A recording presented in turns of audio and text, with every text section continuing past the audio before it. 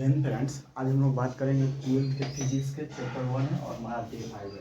हमें जो टॉपिक पढ़ना है वो जो है 5 से 6 मार्क्स के लिए बहुत ही इम्पोर्टेंट है, या 8 मार्क्स भी कह लीजिए, क्योंकि इसमें से आपको 3 ऑब्जेक्टिव और क्या होता है दो दो जो होगा 2 नंबर, 3 ऑब्जेक्टिव और 2 मार्क्स का, तो 2 × 2 4 बहुत ही इंपॉर्टेंट है। अर्थात समझ लीजिए कि यह सब्जेक्टिव वाला 4 नंबर का सब्जेक्टिव और 3 नंबर का ऑब्जेक्टिव, 7-8 नंबर का ये चैप्टर है, इम्पोर्टेंट है। इसके बारे में हम लोग बात करते हैं, ठीक है।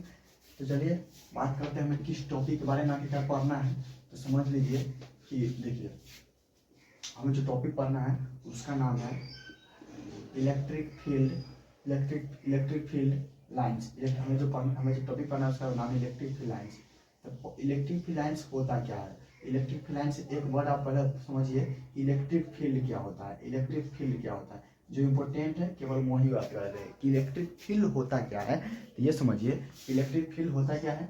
तो इट इज अ फील्ड, एक प्रकार का फील्ड है, एरिया है। It is a field around a charge particle. किसी भी चार्ज पार्टिकल के चारों तरफ का जो एरिया होगा ना, उसका प्रभाव क्षेत्र जितना एरिया तक होगा ना, उसे हम इलेक्ट्रिक फील्ड बोलेंगे। जैसे मैग्नेटिक फील्ड का भी परिभाषा यही होगा, it is a field around a magnet particle. किसी भी मैग्नेट के उसके जैसे मान लीजिए मैग्नेट है, अब इसके सामने अगर वस्तु रखेंगे, लोहा के जो वस्तु रखेंगे, इसके फेवर वाला वस्तु, इसको अट्रैक्ट करेगा। तो कितना दूरी तक, हम यहाँ रखे तो आया कि ना, यहाँ रखे तो अट्रैक्ट किया कि ना, तो जितना दूरी तक इसके, जैसे मान लीजिए ये मैग्नेट है और मैग्नेट का जो फील्ड है इतने, अगर इतना दूर तक वस्तु अंदर में रहेगा तो खींच लेगा, नहीं बाहर रहेगा तो नहीं। तो ये जो इसका जो एरिया हुआ ना, इसी को फील्ड कहते हैं। किसी प्रकार से चार्ज है, कि चार्ज का भी फील्ड है, चार्ज के चारों तरफ का जो एरिया होगा उसे हम फील्ड कहेंगे। तो it is a field around a charge particle, एक चार्ज पार्टिकल के चारों तरफ का फील्ड है। लेकिन इससे कोई मतलब नहीं है, इससे कोई परिभाषा नहीं है।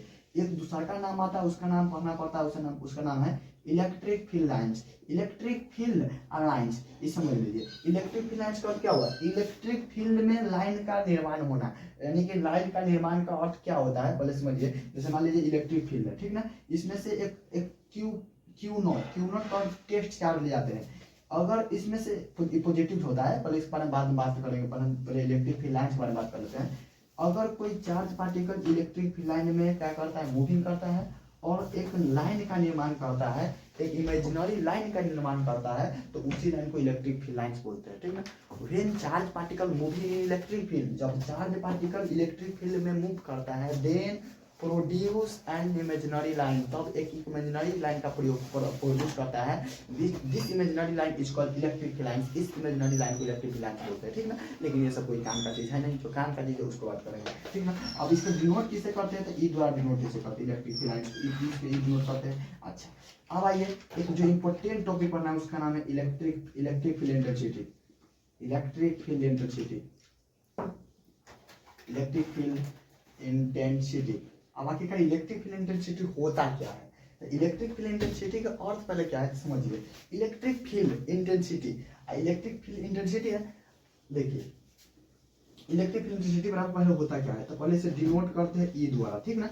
एक प्रकार की वेक्टर क्वांटिटी भी है, तो ई वेक्टर द्वारा डिनोट करते हैं। इसका जो सूत्र होता है 1/q होता है, समझ लीजिए 1/q होता है। कहीं कहीं अगर ई वेक्टर फॉर्म में है, वेक्टर फॉर्म में है, अगर स्केलर फॉर्म में रहेगा तो सीधे लिखा रहेगा E बराबर F/q, ठीक ना। अच्छा, वही बात है, यहाँ पर वेक्टर फॉर्म, यहाँ पर स्केलर, ठीक ना। अच्छा, ये एक प्रकार की वेक्टर क्वांटिटी होता है, इस बात को याद रखिएगा। अच्छा,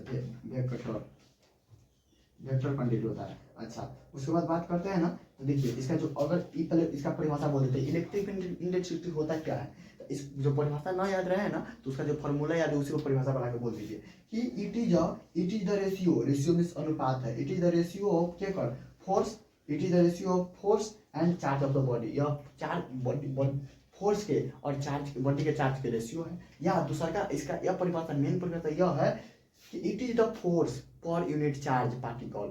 एक यूनिट चार्ज पार्टिकल पर लगने वाले फोर्स को, बल को क्या कहते हैं? इलेक्ट्रिक फील्ड इंटेंसिटी कहते हैं। इंपॉर्टेंट परिभाषा है, 2 नंबर में हमेशा दी दिया इस टॉपिक है। इलेक्ट्रिक फील्ड इंटेंसिटी होता क्या है?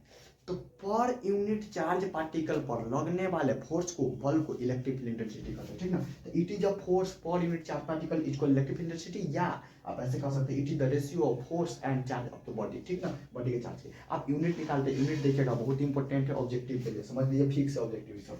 यूनिट, इसका यूनिट क्या होगा? तो यूनिट बताइए, फोर्स को किस में नापते हैं? फिर फोर्स को किस में? न्यूटन में, और चार्ज किसमें, कूलम में। तो न्यूटन कूलम, या इसे कहते हैं न्यूटन पर कूलम, कहते हैं ना न्यूटन पर कूलम बोलेंगे।